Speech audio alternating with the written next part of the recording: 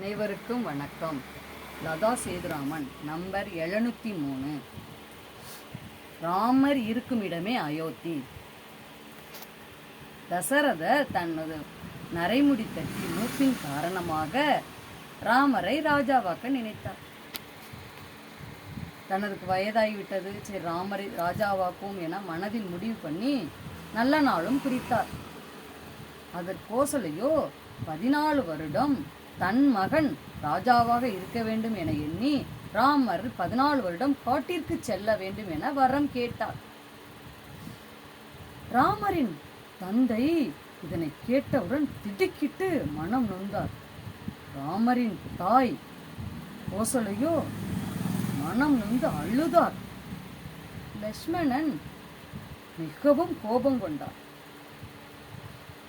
லட்சுமணன் தாய் தந்தை யாராவது இப்படி செய்வார்களா என்று மனம் சீறி நொந்து அழுதார். லட்சுமணனின் தாய் சுமித்திரையோ இனி ராமர் இருக்கும் இடமே அயோத்தி என கூறினார். லட்சுமணனின்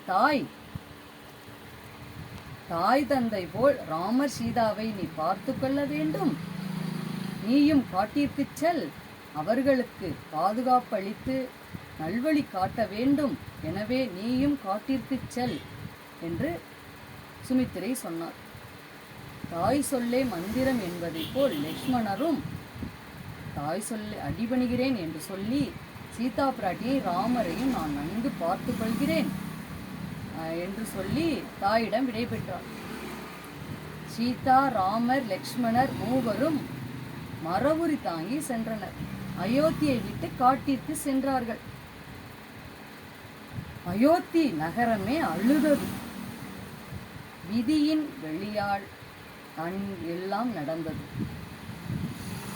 ராமநாமமே ராமநாமமே ரம்யமானது, ராமநாமமே ராமநாமமே ராமநாமமே ரம்யமானது, ராமநாமமே மோட்சத்தை தருவது ராமநாமமே, புண்ணியம் தருவது ராமநாமமே, கல்வி தருவது ராமநாமமே, அறிவை தருவது ராமநாமமே, ராமநாமமே ராமநாமமே ராமநாமமே ராமநாமமே. நாமும் தினமும் ராமநாமம் சொல்லி நல் பலன்களை பெறுவோம். வாழ்க வளமுடன். ஸ்ரீராம் ஜெயம், ஸ்ரீராம் ஜெயம், ஸ்ரீராம். நன்றி, வணக்கம்.